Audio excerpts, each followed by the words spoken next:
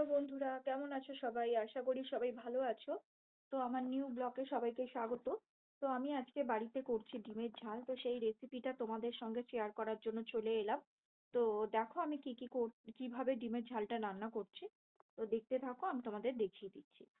তো নিয়েছি দুটো সিদ্ধ ডিম, দুটো পেঁয়াজ কাটা, কিছুটা কড়াইশুঁটি, আদা রসুনের পেস্ট, আর নিয়েছি পেঁয়াজ কলি। তো এই দিয়েই হবে আজকের আমাদের ডিমের ঝাল। তো প্রথমে আমি একটা কড়া বসিয়ে দিয়েছি। তো কড়ার মধ্যে তেল দিয়ে দিয়েছি। তেলটা দিয়ে আমি গ্যাসটা জ্বেলে দিলাম তেলটা গরম হওয়ার জন্য। তো এইদিকে তেলটা গরম হচ্ছে, তো আমি এইদিকে বার করে নিলাম হলুদ। কারণ ডিমটা আগে ভেজে নেব, তারপরে ডিম ভাজার পরে ওই বাকি তেলে সমস্ত রান্নাগুলো, এই বাকি রান্নাটা করব। তো দেখো আমি তেলের মধ্যে, যেই তেলটা গরম হয়ে গেল, দিয়ে দিলাম 1 চামচের মতো হলুদ। তো এবারে আমি ডিমগুলোকে আস্তে আস্তে, সিদ্ধ ডিমগুলোকে ভেজে নেবো এই কড়ার মধ্যে দিয়ে। তো ভালো করে লাল লাল করে ডিমগুলোকে আমি ভেজে নিলাম। তো নিয়ে ডিমগুলোকে আমি তুলে নেব। তো দেখো আমি ডিমগুলোকে ভালো করে ভাজছি। তো অনেকে ডিমের মধ্যে হলুদ মাখিয়ে গরম তেলে ভাজে। তো আমি তেলের মধ্যেই হলুদটা দিয়ে দিই। তো দেখো আমার ডিম ভাজা কমপ্লিট। তো এবারে ওই বাকি তেলে রান্নাটা কমপ্লিট করে নেব।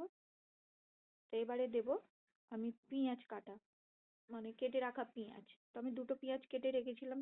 তো সেই দুটো পেঁয়াজ আমি এই তেলের মধ্যে দিয়ে দিলাম। দিয়ে ভালো করে একটু নাড়াচাড়া করে লাল লাল করে আমাকে ভেজে নিতে হবে।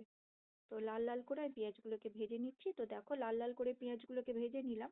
নেওয়ার পরে তার মধ্যে দিয়ে দিলাম কেটে রাখা পেঁয়াজ কলি। তো পেঁয়াজ কলিগুলোকে দিয়েও আমি এপিট ওপিট করে ভালো করে নেড়ে ছেড়ে একটু ভেজে নেবো। তো ভেজে নেওয়ার পরে এর মধ্যে দিয়ে দেবো কেটে ছাড়িয়ে রাখা কড়াইশুঁটিগুলো। তো কড়াইশুঁটিগুলো দিয়েও ভালো করে এপিট ওপিট করে আরেকবার নেড়ে নিলাম। তারপরে দেবো আদা রসুনের পেস্ট। তো আদা রসুনের পেস্টটা আমি এখানে দিয়ে দিলাম, দিয়ে আবার একটু ভালো করে নাড়াচাড়া করে নিলাম। তো এরপরে আমাকে দিতে হবে টমেটো। তো একটা টমেটো কেটে রেখেছিলাম, তো সেই টমেটোটাও দিয়ে দিলাম। দিয়ে এবারে ওটাকে আবার একটু ভালো নাড়াচাড়া করে নিলাম। নিয়ে যেহেতু এবার টমেটো পড়েছে, এবারে পড়বে নুন। তো এখানে আমি 1 চামচের মতো নুন দিয়ে দিলাম।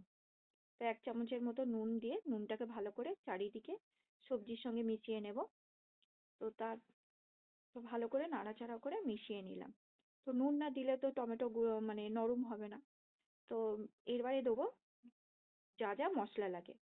তো দিলাম হচ্ছে বড় চামচের 1/2 চামচ লঙ্কার গুঁড়ো, তারপরে দেব 1/2 চামচ জিরে গুঁড়ো, তারপরে দেব হলুদ গুঁড়ো 1/2 চামচ, তারপরে দেব গোলমরিচ গুঁড়ো আর জিরে গুঁড়ো। তো সাধারণত ডিমে কি কি মশলা লাগে সবাই জানে। তো সেইগুলো মশলাগুলো দিয়ে ভালো করে নাড়াচাড়া করে নেবো যতক্ষণ না মশলার কাঁচা গন্ধটা চলে যায় এবং তেল ছেড়ে দেয়, ততক্ষণ পর্যন্ত আমি একটু নাড়াচাড়া করে নেব।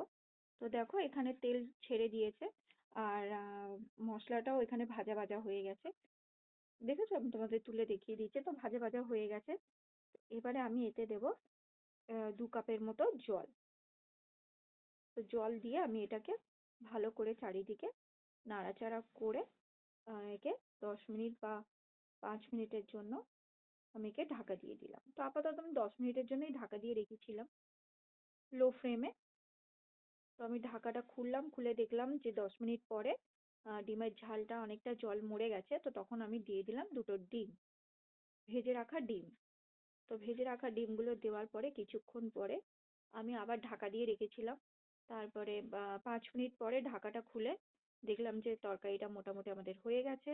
তো এবারে দিয়ে দেবো 1/2 চামচের মতো গোলমরিচ, এই সরি, গরম মশলা। তো গরম মশলাটা দিয়ে আমি এবারে নাড়াচাড়া করে এই নামিয়ে নেবো, কারণ আমার ডিমের তরকারি কমপ্লিট। তো গ্যাস লিভিয়ে দিলাম। এবার কড়া থেকে আমি একটা পাত্রে ঢেলে নিলাম। তো দেখো রেডি আমার ডিমের তরকারি। তো রেসিপিটা কেমন লাগলো সেটা আমাকে অবশ্যই একটা লাইক আর কমেন্ট করে জানিও। আর ভিডিওটা দেখা মাত্রই একটা শেয়ার করে দিও। তো টাটা, দেখা হচ্ছে নেক্সট নেক্সট ভিডিওতে বা নেক্সট ব্লগে।